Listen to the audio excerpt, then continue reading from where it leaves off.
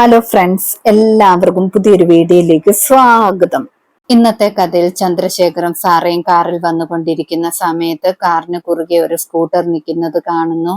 ചന്ദ്രശേഖർ പറയുന്നുണ്ട്, ഇതാരാണ് ചെയ്തതെന്ന് അറിയില്ലല്ലോ എന്ന് പറഞ്ഞ് വെളിയിലേക്ക് ഇറങ്ങുന്നു. സാറയും ഇറങ്ങുന്നുണ്ട്. പെട്ടെന്ന് തന്നെ കാറിന്റെ കീ പിടിച്ചുകൊണ്ട് വരുണും രാധികയും അവിടെ നിൽക്കുന്നുണ്ടായിരുന്നു. ചന്ദ്രശേഖർ അപ്പോൾ ചോദിക്കുന്നുണ്ട്, നിങ്ങൾ എന്താണ് ഇവിടെയെന്ന്. ഞങ്ങൾ രണ്ടുപേരും ബിസിനസ് കാര്യത്തിന് വേണ്ടി പോയിട്ട് വരുന്ന വഴിയാണെന്നൊക്കെ പറയുന്നു.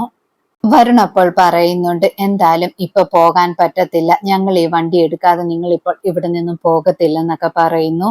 വരുണും രാധികയും പറയുന്നുണ്ട്, ഞങ്ങളെ കൊല്ലാൻ വേണ്ടിയും തല്ലാൻ വേണ്ടിയും കുറച്ച് ഗുണ്ടകളെ പറഞ്ഞു വിട്ടിട്ടുണ്ടായിരുന്നു. നട്ടല്ലില്ലാത്ത ചെറിയച്ഛനും സാറാ മേഡവുമാണെന്ന് പറയുന്നു. സാറയ്ക്ക് അപ്പോൾ ദേഷ്യം വരുന്നുണ്ട്. സാറ് രാധികയോട് പറയുന്നുണ്ട്, എടി നിനക്ക് എന്നെ കുറിച്ച് അറിയില്ല എന്നൊക്കെ. രാധിക അപ്പോൾ പറയുന്നുണ്ട്, നിങ്ങളെ കുറിച്ച് നന്നായിട്ട് അറിയാം, ഭക്ഷണത്തിൽ വിഷം കലർത്തുന്നവരല്ലേ എന്നൊക്കെ പറയുന്നു. കാശും പദവിയും കൊണ്ട് എന്ത് ഞങ്ങളെ അങ്ങ് ചെയ്യാമെന്ന് കരുതിയിട്ടുണ്ടെങ്കിൽ ഇനി അതൊന്നും നടക്കാൻ പോകുന്നില്ല. ഞങ്ങളിപ്പോൾ പഴയതിനെക്കാട്ടി സ്ട്രോങ് ആണെന്നൊക്കെ രാധിക പറയുന്നു. വരുൺ പറയുന്നുണ്ട്, നേരത്തെ ചതിയിലൂടെ ബെഞ്ചമിനെ കൊണ്ട് കണിമംഗലം സ്വന്തമാക്കിയതാണ്. അതെനിക്ക് അപ്പോൾ മനസ്സിലായില്ല, പക്ഷെ ഇപ്പോൾ എല്ലാ കാര്യങ്ങളും എനിക്ക് മനസ്സിലാകുന്നുണ്ട്. ജീവിച്ചിരിക്കുന്ന ചന്ദ്രശേഖരനെ പ്രതാപമുള്ളൂ, അല്ലാതെ മരിച്ചു പോയാൽ ഒരു വിലയും ഉണ്ടാകത്തില്ല. പിന്നെ ഞാൻ കൂടെ ബലിയിടേണ്ട അവസ്ഥ വരും. അതൊക്കെ വേണോന്നൊക്കെ ചോദിക്കുകയാണ്. സാറ അപ്പോൾ ദേഷ്യപ്പെടുന്നുണ്ട്. സാറ പറയുന്നുണ്ട്, നിങ്ങൾ എന്നെ ജയിലിൽ കയറ്റി നിങ്ങളെ ഞാൻ വെറുതെ വിടുമെന്ന് വിചാരിക്കുന്നുണ്ടോ എന്നൊക്കെ. രാധിക അപ്പോൾ പറയുന്നുണ്ട്, എന്റെ ഭർത്താവിനെ കുറിച്ച് നിങ്ങൾക്ക് മനസ്സിലായില്ലേ, ഗുണ്ടകളെയൊക്കെ വിട്ടാൽ എങ്ങനെ കൈകാര്യം ചെയ്യണമെന്നൊക്കെ അറിയാം, ഇനി അതുകൊണ്ട് ആ പണിക്ക് നിൽക്കണ്ട എന്നൊക്കെ പറയുന്നു. അങ്ങനെ പറഞ്ഞിട്ട് വർണ്ണം രാധികയും അവിടെ നിന്നും പോകുന്നുണ്ട്. സാറ ചന്ദ്രശേഖരനോട് പറയുന്നുണ്ട്, അവൻ മിടുക്കനാണ്, അവനെ ഇങ്ങനെയൊന്നും നമുക്ക് തകർക്കാൻ പറ്റത്തില്ല, അതിന് ശരിക്കും ആലോചിച്ചൊരു കെണി തന്നെ ഉണ്ടാക്കണമെന്നൊക്കെ പറയുന്നു.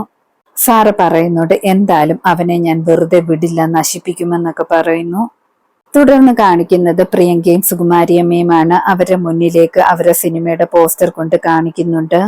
അത് കാണുമ്പോൾ രണ്ടുപേർക്കും സന്തോഷമാകുന്നുണ്ട്. പ്രിയങ്ക പ്രൊഡക്ഷൻ കൺട്രോളിലെ ആൾക്കാരോട് പറയുന്നുണ്ട്, ഈ സിനിമ പൂർത്തിയാകത്തില്ലെന്നല്ലേ പലരും വിചാരിച്ചതെന്ന്. അവരപ്പോൾ പറയുന്നുണ്ട്, അങ്ങനെ ഒരു സംസാരം ഉണ്ടായിരുന്നു എന്നൊക്കെ.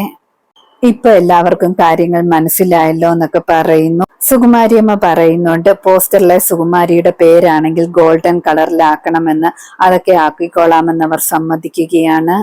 അവർ പറയുന്നുണ്ട്, ഇനി ബാക്കി കാര്യങ്ങൾ കൂടിയുള്ള പൈസ വേണമെന്ന്. പ്രിയങ്ക അപ്പോൾ അതൊക്കെ തന്നോളാമെന്നൊക്കെ പറഞ്ഞിട്ട് പോകുന്നു. അവർ പോയതിന് ശേഷം സുകുമാരിയമ്മ ചോദിക്കുന്നുണ്ട്, ഇനി എന്തിന്റെ പൈസയാണെന്ന്. പ്രിയങ്ക അപ്പോൾ പറയുന്നുണ്ട്, ഇനി പോസ്റ്റ് പ്രൊഡക്ഷൻ ഉണ്ട്, അത് മാത്രമല്ല ഡബിങ്ങും പല കാര്യങ്ങളും ഉണ്ടെന്നൊക്കെ പറയുന്നു. അതിനൊക്കെ പൈസ വേണം, ഇപ്പൊ പൈസ എല്ലാം തീർന്നു, ഇനി അതിനുവേണ്ടിയുള്ള പൈസ കൂടി ഒപ്പിക്കണമെന്നൊക്കെ പറയാണ്. തുടർന്ന് കാണിക്കുന്നത് ജയഭാരതി മുത്തശ്ശിയോട് വരുണും രാധികയും എല്ലാ കാര്യങ്ങളും പറയുന്നു. വരുൺ പറയുന്നുണ്ട്, ഇത്രയും കാലം ഞാൻ മുത്തശ്ശിയോട് ഒരു കാര്യങ്ങളും പറയാതിരുന്നതാണെന്ന്. എല്ലാത്തിന്റെയും പിന്നിൽ ചെറിയച്ഛനാണെന്ന് പറയുന്നു. ജയഭാരതി മുത്തശ്ശി അപ്പോൾ പറയുന്നുണ്ട്, എനിക്ക് സംശയം തോന്നിയതാണെന്ന്. എന്നോട് കണിമംഗലത്ത് വെച്ച് പെരുമാറിയതൊക്കെ ഓർത്തപ്പോൾ എനിക്ക് അപ്പോഴേ മനസ്സിലായതാണ്. എന്തായാലും ഉർവശിയും കൽപ്പനയും ചന്ദ്രശേഖർ പറയാതെ അങ്ങനെയൊന്നും ചെയ്യില്ലല്ലോ എന്നൊക്കെ പറയുന്നു. മുത്തശ്ശി അപ്പോൾ പറയുന്നുണ്ട്, ഇനിയും അവൻ നിങ്ങളെ ദ്രോഹിച്ചാൽ ഉറപ്പായിട്ടും അവനെ കൊന്നു കളഞ്ഞേക്കാനെന്ന്. മുത്തശ്ശി പറയുന്നുണ്ട്, എന്റെ മക്കളെ സമാധാനമായിട്ട് ജീവിക്കാൻ സമ്മതിക്കത്തില്ലെങ്കിൽ ഞാൻ തന്നെ അതിനിറങ്ങിത്തിരിക്കുമെന്നൊക്കെ. രാധിക അപ്പോൾ പറയുന്നുണ്ട്, മുത്തശ്ശി എന്തൊക്കെയാണ് ഈ പറയുന്നത്, അതിനെക്കുറിച്ചൊന്നും ചിന്തിക്കണ്ട എന്നൊക്കെ പറയുന്നു. എന്തായാലും മുത്തശ്ശി എല്ലാ കാര്യങ്ങളും കേട്ട് കഴിയുമ്പോൾ ഒരുപാട് ദേഷ്യത്തിലും സങ്കടത്തിലുമാകുന്നുണ്ട്. തുടർന്ന് കാണിക്കുന്നത് ചന്ദ്രശേഖർ കണിമംഗലത്തേക്ക് വരുമ്പോൾ ഉർവശി ചോദിക്കുന്നുണ്ട്, കഴിച്ചോന്നൊക്കെ. ചന്ദ്രശേഖർ കഴിച്ചെന്നൊക്കെ പറയുന്നു. ഉർവശി അപ്പോൾ പ്രശ്നമുണ്ടാക്കുന്നുണ്ട്, അവളുടെ കൂടെ ആയിരിക്കും കഴിച്ചത്, ഞാനിവിടെ കാത്തിരിക്കുന്നതെന്നൊക്കെ ഓർക്കുന്നില്ലേ എന്നൊക്കെ ചോദിക്കുന്നു. അവളുടെ സാരി തുമ്പിൽ പിടിച്ചിങ്ങനെ നടക്കാൻ നാണമില്ലേ എന്നൊക്കെ ചോദിക്കാണ്. അത് കേൾക്കുമ്പോൾ ചന്ദ്രശേഖറിന് ദേഷ്യം വരുന്നുണ്ട്. ഉർവശി അടിക്കുന്നുണ്ട്. ഉർവശി അപ്പോൾ ദേഷ്യത്തോടെ പറയുന്നുണ്ട്, നിങ്ങൾ എന്നോട് എന്തൊക്കെയാണ് ഈ കാണിക്കുന്നത്, നിങ്ങളുടെ എല്ലാ തെറ്റുകുറ്റങ്ങൾക്കും കൂട്ടുനിന്നത് ഞാനാണ്, നിങ്ങളുടെ എല്ലാ കാര്യങ്ങളും എനിക്കാണ് അറിയാവുന്നത്, അതൊന്നും മറന്നു പോകരുതെന്നൊക്കെ പറയുന്നു.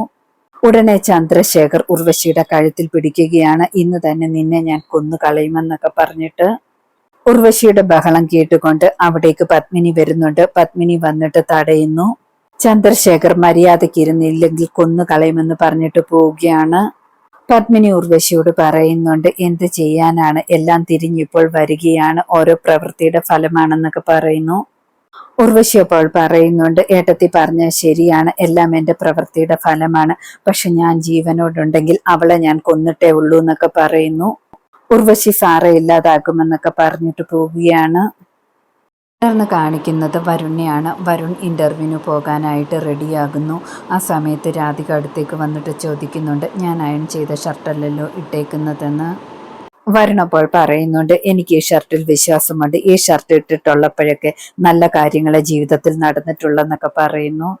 രാധിക അപ്പോൾ പറയുന്നുണ്ട്, ഭയങ്കര അന്ധവിശ്വാസിയാണല്ലോ, എന്നിട്ട് ഈ കാര്യങ്ങളിലൊക്കെ വിശ്വാസമുണ്ടോ എന്നൊക്കെ ചോദിക്കുന്നു.